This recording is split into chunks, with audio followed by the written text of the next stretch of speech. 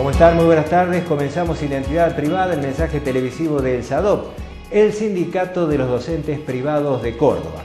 Indudablemente hacemos un seguimiento a través de la pantalla de lo que son las fechas especiales tradicionales, las que nos fija el calendario, como en este caso estamos a horas de conmemorar el 12 de octubre. ¿Lo tenemos que celebrar o nos tenemos que poner triste por lo que pasó a partir del 12 de octubre? Bueno, lo vamos a estar analizando en el transcurso del programa. Y también vamos a volver sobre algo que ustedes seguramente están interesados en conocer más en profundidad: la responsabilidad civil de los docentes en el aula. Con la voz de los especialistas vamos a estar tratando el tema, reiteramos, en Identidad Privada, que ya mismo comenzamos. En SADOP queremos estar en contacto con vos. Podés encontrarnos en Facebook, SADOP CBA Capital. O enviarnos tus consultas por mail, sadopcordobacapital@yahoo.com.ar. Pero como te queremos cerca, te esperamos siempre en Independencia 374. Teléfono 0351-426-4263, 424-6815. Con SADOP estamos cada día más cerca tuyo. En Identidad Privada ha llegado el momento de tratar lo que nos impone el calendario. Pasado mañana, 12 de octubre, una fecha ciertamente histórica. Para muchos cambió un poco el eje de la humanidad, del tránsito de la humanidad hacia el futuro. Para otros hubo un retroceso. Nosotros siempre buscamos a las personas que nos ayuden un poquito a pensar en esto de las fechas históricas. Es por eso que muchísimo vamos a agradecer a uno de los historiadores, de las personas que más ha trabajado y más calificado tiene la sociedad cordobesa. Prudencio Bustos Argañarás, un amigo. ¿Cómo estás? Buenas tardes y muchas gracias por acompañarnos. Muchas gracias a vos, Vicky, por esos elogios. Realmente me has hecho poner colorado. No, bueno, pero no quiero tratarlo de antiguo. Tenemos tal vez por allí las mismas edades, pero el tema se trata de una personalidad que ha transitado no solamente los estamentos educativos, sino todo lo que tiene que ver con la cultura, y también has profundizado en la biblioteca lo que fue nuestra historia. Y para encarar el tema sería: ¿cómo tenemos que tratarlo? ¿Con alegría, festejarlo al 12 de octubre o en todo caso hacer un velorio o un recordatorio de los aborígenes que cayeron? Yo creo que eso es muy personal, cada cual tendrá su visión y su forma de ver las cosas y de sentirlas. Personalmente yo creo que merece una celebración más allá de todas las connotaciones negativas que puede haber tenido el episodio o los episodios en sí. ¿Por qué? Porque bueno, yo pertenezco a un pueblo que es la fusión de esas dos culturas. El 12 de octubre se encuentran por primera vez dos civilizaciones que no se conocían, que nunca habían tenido contacto. Por eso es un hecho inédito en la historia de la humanidad. Y de ese contacto surge un pueblo mestizo, la mezcla de esas dos culturas, no solo la mezcla física a través del mestizaje y de la sangre que yo por lo menos llevo en mis venas, que es de unos y de otros, y muchísima gente en la Argentina, sino también culturalmente. Está bien, con un gradiente. España era el país más avanzado del mundo en ese momento y los pueblos, salvo aztecas e incas, estaban en estadios más atrasados, pero de todas maneras hubo un intercambio cultural valioso. Y si yo siendo el producto de eso, perteneciendo al pueblo que nació de ese encuentro, lo celebro, más allá, reitero, de los hechos negativos que hubo de uno y otro lado. Claro, debe haber sido bastante difícil congeniar razas, congeniar conocimiento, idioma, comunicación. Se haría bastante complicado. Sí, nos resulta difícil hoy que el mundo se ha convertido en una aldea. Claro. Y además hay que pensar en lo siguiente: estos hombres que vinieron cruzando el océano sin saber qué había del otro lado, en general eran soldados y hombres acostumbrados a la violencia en una época donde la violencia estaba desarrollada, estaba admitida incluso como instrumento de acción política para la conquista de otros países. Hoy la repudiamos. Hoy nos parece inaceptable, pero juzgar con criterios del siglo XXI las conductas de los hombres del siglo XV es un poco un anacronismo. Yo creo que si hacemos eso, corremos el riesgo de que nuestros tataranietos nos digan que nosotros éramos unas bestias carnívoras porque nos comíamos animales, por ejemplo. Ellos van a comer pastillas y van a tener las proteínas que les haga falta, ¿no? Claro, Prudencio, yo me acuerdo que desde los albores de la educación en la República Argentina, el 12 de octubre era una de las fechas claves históricas donde había celebración. Eso nos enseñaban los docentes, pero la cosa ha ido cambiando. ¿Ha sido positivo? Yo creo que cada una de esas actitudes ha reflejado la época.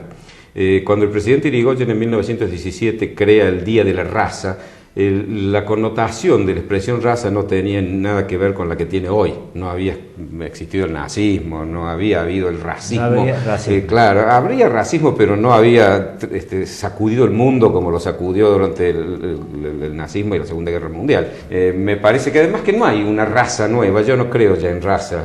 La raza entre nosotros es la raza humana. Sí. Entonces yo creo que el término raza lo debemos usar ya con esa connotación para evitar cualquier suspicacia que nos lleve a actitudes intolerantes o de discriminación.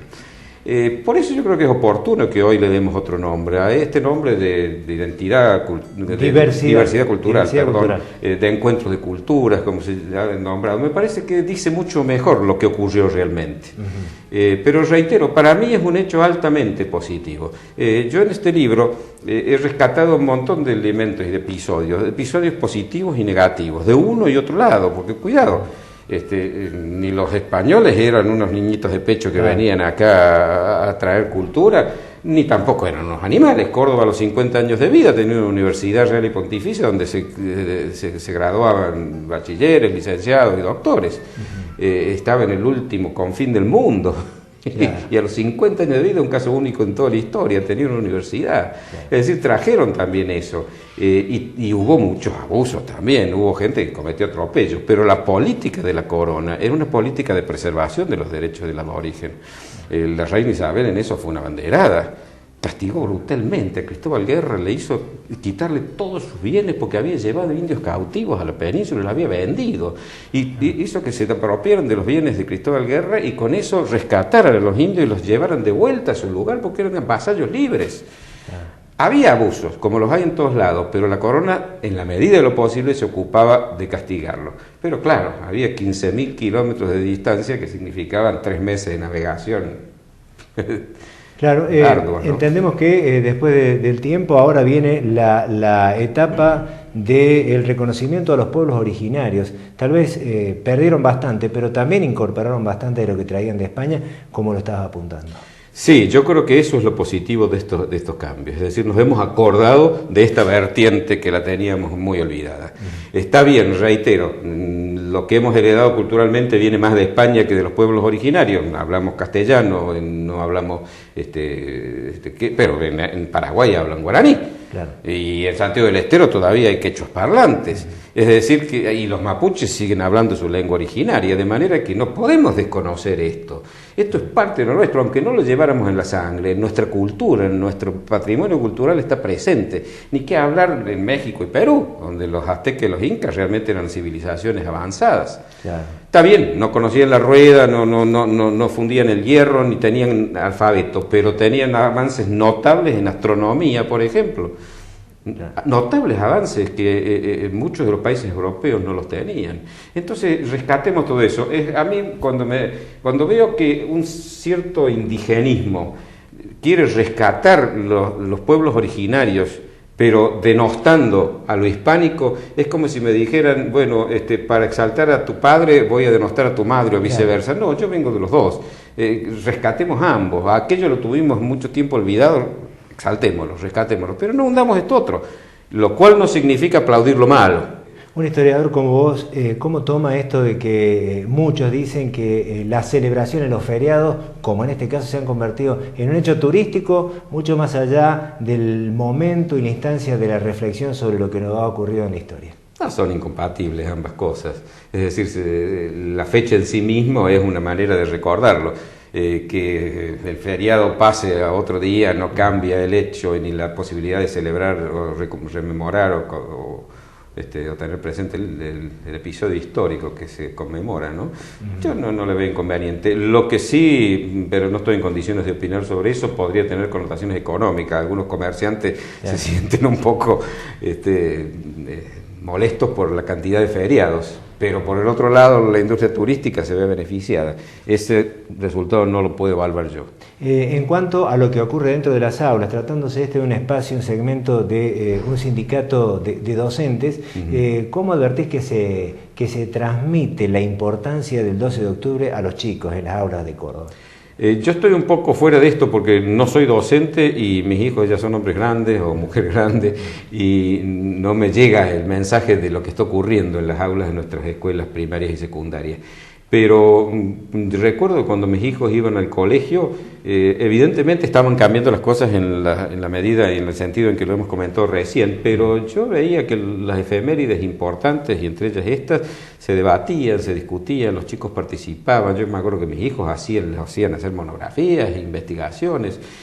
Quiero pensar que sigue ocurriendo así, y si así no fuera, me permitiría exhortar a los maestros y a los profesores que lo hagan, enséñenle a nuestros hijos, enséñenles a pensar, no los adoctrinen en una posición ideológica determinada, no es eso lo que les pedimos a los maestros, sino que les enseñen a pensar y a recibir de todas las vertientes culturales, de todas las opiniones y los elementos de juicio, y que ellos elaboren su propia conclusión. Está bien, esto significa que para los docentes no hay que encorsetarlo, marcándole límites de cómo tienen que transmitirlo, sino que teniendo los conocimientos que se los transmitan a los chicos para que ellos aprendan a pensar en la importancia del hecho, ¿no?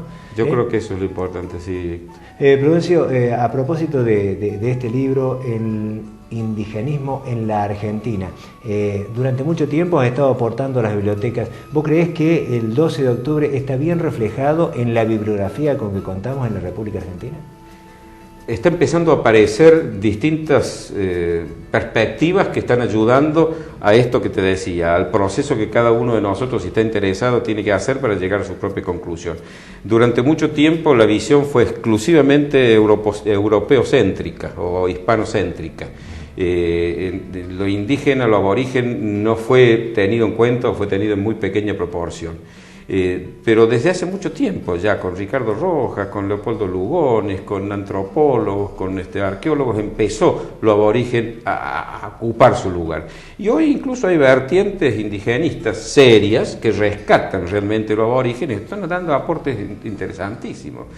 Bueno, ya como para ir cerrando, aprovechando tu experiencia, tu conocimiento y tu forma sincera de pensar y transmitir, partiendo del 12 de octubre, ¿cuál es la opinión de esta tendencia a cambiar los símbolos, nombres de calles, de barrios, de rutas, sacando lo antiguo, cuestionando las primeras historias y poniendo nombres de la historia nueva?